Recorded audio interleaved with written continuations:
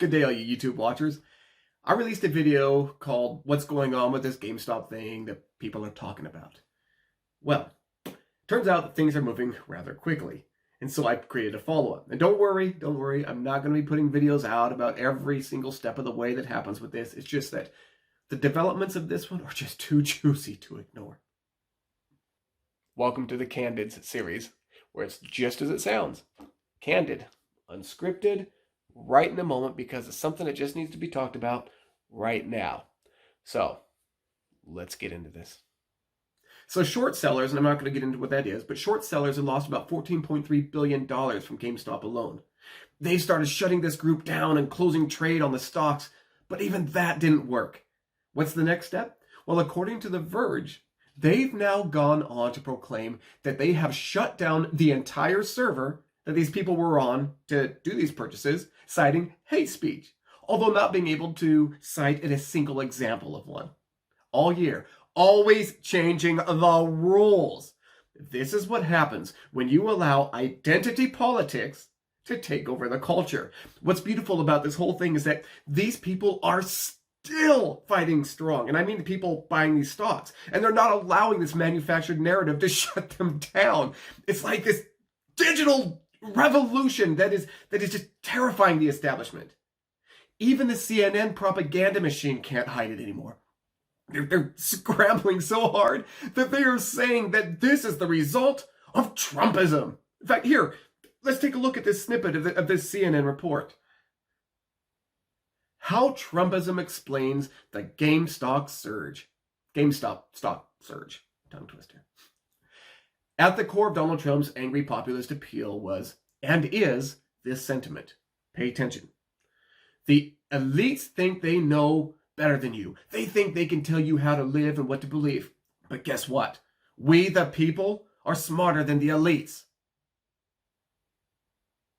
That's right. CNN is so angry that the little guy, us peasants, us plebeians, we dare to question the elite. Know your place, little fool, they cry. Do what you're told. Don't question the elite. You are a peasant.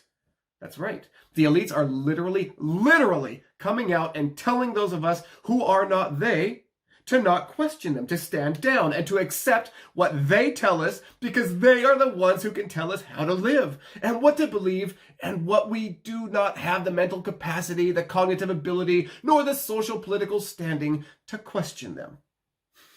This is exactly what I have talked about in other videos, and I'm going to continue to do so. That those who have become just so deranged in their accepted and unquestioned belief of what the media has been feeding them for 4 years are as if living in a cult. Donald Trump and the right did not tell us that we are to believe and how. The left, the media, literally, that's what they're doing. And they're coming out and they're saying it right here. Oh, and all this hatred and division in this country? Yeah, from the left. They were told to hate. They were told to divide. They were told to rage. And, well, as we see now in our streets, they are. They also do it through cancel culture and censorship. Let me ask you, how many of you have been screamed at when engaging in, or trying to, actual conversation with someone from the left? I sure have. I've been told in bold print, in all caps, that I'm a racist, a white supremacist, a Nazi, and worse, because I gave evidence in this particular post as to why Kyle Rittenhouse was not a terrorist, but acting in self-defense. Exactly what the lawyers said. Exactly what other professionals have said. That his actions are inarguably those of self-defense and were necessary if he was to remain alive. But no, I was a Nazi. That has happened more than once. This is why I pull no punches when I tell that the left, of course not all of them, I understand that, but for the lion's share for sure, have become this deranged batch of lunatics just out of touch of reality. Why? Because the elites told them to, and they call us, those who do question the narratives, those who do say, wow, hold on there, you elitist. I know that you told me this, but, I'm going to check it out for myself. They tell us every awful term, even those terms, words that they've hijacked and redefined with just this fluid definition to fit whatever they want in whatever way is most advantageous for them in the moment. Racism, for example. Racist. Anyway, regarding that article, that's right. They are using Trumpism even though those involved in this whole GameStop, and there's others too, it's just that GameStop's getting the most of the press here, are conservatives, liberals, straight, gay, all stripes. The mainstream media cannot help but jump into what is left of that quickly evaporating pool of Trump derangement syndrome. Orange man, bad about everything. Well, that and race, well, literally race. They've even now brought race into the situation. They just can't help themselves. Even though it is quickly regressing us back to a divided and segregated country, they have gotten too woke that their mental faculties have literally, and I do mean literally, have become so scrambled by their zealous derangement that they can't help but find race, for example, in everything. Even stock trading that includes people of all colors. You know, I about peed myself laughing so hard at the desperate scrambling lunacy freaking out on full display, when in reality it has nothing to do with partisan politics. Oh, glorious day. And let's not forget who the Biden administration has put into the positions of power, right? The White House has even come out saying that they're watching the situation very carefully. The White House! Stocks! Lots of pockets are burning right now. You wanted unity, Joe? Guess what? You've got it. But I'm going to say, though, I have no doubt that there are those who are playing this stock move who are going to feel a financial spanking with it. I'm also going to say that by reading posts and tweets and forums and all that and such, they're actually willing to. And they know that because to them, it's worth it. They are tired of being owned by the elites. To watch the panic and scramble, it's hilarious. The small guy figures out a way to win and whoopsie, the machine suddenly changes the rules. Can't have the shift in power now, can we? The establishment won't allow it. It's kind of like an outsider getting elected, breaking the machine. Curious. The elites won't have that either. Enter the propaganda and lies. Rules for thee, but not for me. Oh, and speaking of changing the rules, wait a minute. What's this I see here in the Seattle Times report about Amazon? Amazon suddenly encourages just in-person voting for thousands and thousands of employees everywhere as whether to unionize? Even though they had pushed hard for mail-in votes for months with the election, and including in the Washington Post, owned by Jeff Bezos, who owns Amazon? Oh, I'm sorry. I didn't mean encouraged in-person voting. I mean requiring it, and denied an opinion for mail-in, even with, what was that big word that's going around out there? It's that scary word that the 2020 vote had to suddenly be changed by? Oh, that's right, pandemic going on. But I thought the pandemic is why they said that people must do mail-in voting. You know what? Let's read what Amazon said. Remember, just to remind you, this is from the Seattle Times. The article says, the e-commerce giant late Thursday appealed the ruling by an NLRB hearing officer a week ago to allow roughly 6,000 workers to take 7 weeks, starting February 8th, to cast their ballots by mail to be represented by the Retail, Wholesale, and Department Store Union, the RWDSU. Amazon argued in one of those two filings that the agency's pandemic voting policy is flawed. It's flawed? In part because it fails to define what a COVID outbreak actually is? What? The guidance reflected assumptions developed comparatively earlier in the pandemic before scientific understanding of the virus and possible precautions had developed to where it is today. Oh, Amazon said in a filing. Interesting. Well, you know what? A union spokesperson declined to comment on the filing. An Amazon spokeswoman did not immediately respond for a request for comment. And I wonder why. They don't understand this whole COVID thing? Well, they sure did for the last many months. That's the game, folks. The elite demand that you obey. The elite, in case you haven't figured it out by now, are in both major U.S. political parties. But the side of cancel culture, censorship, and a demand that you obey, or else, is housed fully on the left. Nobody on the right has silenced the voice of anyone on the left, even if they disagree, even if we disagree. The left, all year long, last year, has been all about silencing, censorship, and forcing the non-obedient and non-conforming to their knees before their ideals.